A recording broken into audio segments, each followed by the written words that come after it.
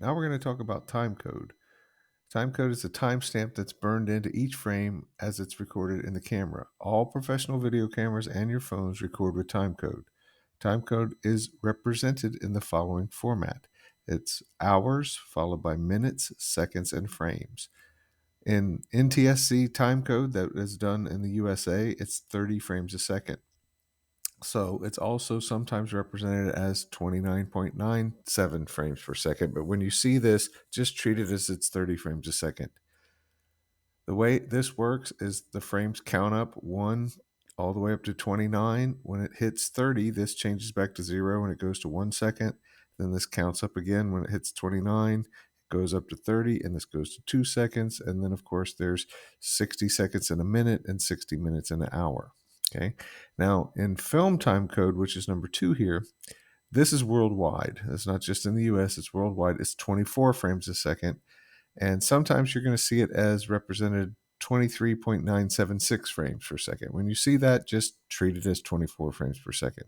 Again, it's going to count up here to 23 frames. When it hits 24, it's 1 second. When it counts up again. When it hits 24 again, it's 2 seconds, and so on until it gets up to hours.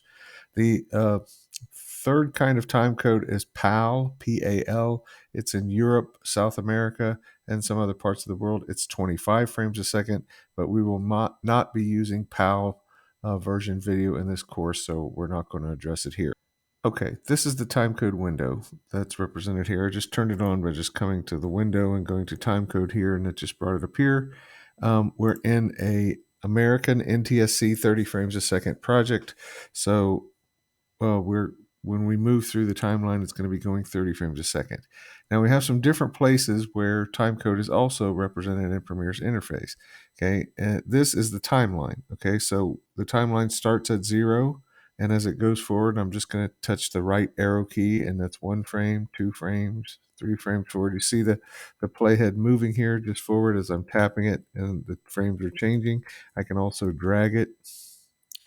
Also play it. Now I've got the sound muted. I'm just going to hit the space bar to play it. And it's just playing, and you'll see the time code moving. Okay. So now it's just counting up the frames. Okay. So that's how, and you can also move backwards with the left arrow key, but we'll get into keyboard shortcuts later on. But you can see the time code's changing here, but here's where it's changing on the timeline. Now, how is this useful here? Okay, if we pull up a clip, if we go in our source and we pull up a piece of video that we haven't put on the timeline yet, like this couple in the pool. So I'm going to double click. Now, I'm going to clear out the in and out points here. I'm just going to right click and clear them in and out. So if I take the playhead all the way back to the beginning, it starts at 0. And this over here is now telling us how long this entire clip is. It's 7 seconds and 14 frames. Okay. Again, as I move forward, this tells me where the playhead is inside this particular clip. Right now, let's move it forward 4 more frames. So right now, it's 3 seconds into the clip. Okay, so if I now mark an endpoint, where if I just hit I on the keyboard, it's going to mark an endpoint and highlight this area. And notice this has changed.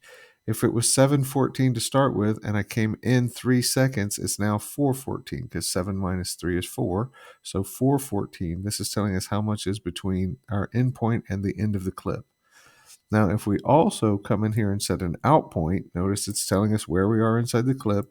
So we're 3 seconds in here. So let's go another 2 seconds. Let's go to 5. Okay, so I'm 500 here. I'm just going to use the arrow key to get exactly on 5. And I'm going to mark an O for out. And this is telling us we're at 5 seconds, but now this is telling us how much time is now between these two in and out points. Okay, so this is how much time is in between there. Now, if we change this, if we go here and we want to add a second, okay, so what we're going to do is we're going to click on the time here, and I'm going to on the keyboard press +1. And if I was going to type it all out, it would be .00, so that's 1 second and 00 frames. Okay, and I'm going to hit enter, and then I'm going to mark a new out point, and this is going to change to 301. Well, 302, but close enough.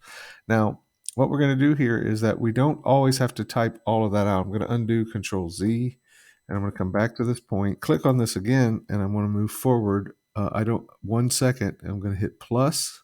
And now I don't have to type the 00. All you have to type is the period. So I type 1 dot, I don't have to type 00 since nothing there. Premiere interprets it as being 0.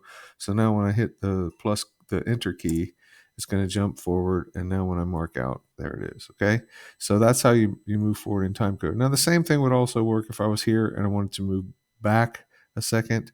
So if I select the timecode here and I type minus, and let's say this time I want to go back 10 seconds. Well, I don't have 10 seconds. So let's go back 3 seconds. So 3 dot. Remember, I don't have to type the frames. If I type the period, that's just the point key or the period key on the numeric keypad on the keyboard.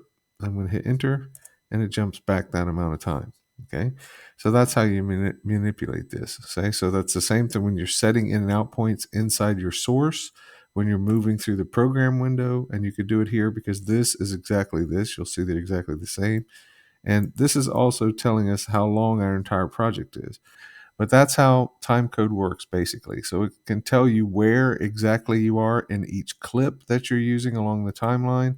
And it can also tell you where you are within your project and also let you move a very precise number of frames left to right. Now, one other thing that happens is sometimes people forget what they're doing and how to manipulate the timecode.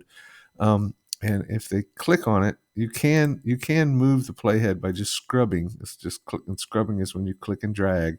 So you can move this playhead like that. You can also move it here. Okay, but that's not a real good way of doing it. You can mostly just move it here. But what people do is sometimes they click on this by accident and they right click, and what they're doing is they're changing it to frames or frames plus feet. Okay, so you get this weird thing here. It's not time code anymore because that's counting frames plus feet of film. And then if we go to just frames, it's counting just the frames. So if you get this kind of thing and it's showing up here in the program and it's not showing up in the source, but let's say we change also the source to frames. So let's do frames and feet there. So we're getting frames and feet here and just frames on the timeline. Like, what the heck is going on here? So what we can do here, let's even change this one to frames in 16 millimeter film. So now we're all messed up. But the way to fix this real quick is you just right click on it and put it back to time code. Okay, right click, put this back to time code, and then right click on the here, and you got to tell it what time code that you're doing. So we're not going to get into non-drop or drop frame, but let's go ahead and just call it non-drop time code for our purposes. And now it's all back to the regular time code. And that's it.